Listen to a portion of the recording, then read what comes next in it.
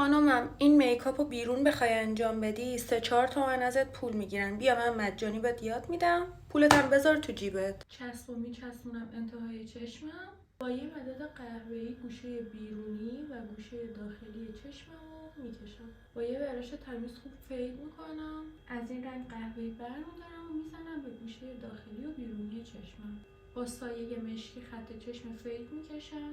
از این رنگ قهوه‌ای برمیدارم، میتکونم و به گوشه داخلی و گوشه بیرونی چشمم میزنم. فیلر میزنم به پشت دستم، اضافهشو میگیرم و میزنم به وسط پلکم و با سایه کرمی فیکسش میکنم. چسب رو برمیدارم، یه مداد عنابی برمیدارم و لثه چشمم رو عنابی میکنم. با این رنگ عنابی زیر چشمم رو فیکس میکنم. بن مژم رو مشکی میکنم، خوب ریمل میزنم، چند تا مژه میچسبونم، رژگونه این رنگ و این رنگ رو ترکیب میکنم و میزنم به گونه، چونه و پیشونه. برای داخل لبم از تینت تود استفاده میکنم.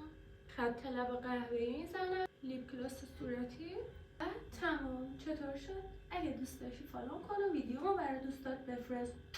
بای.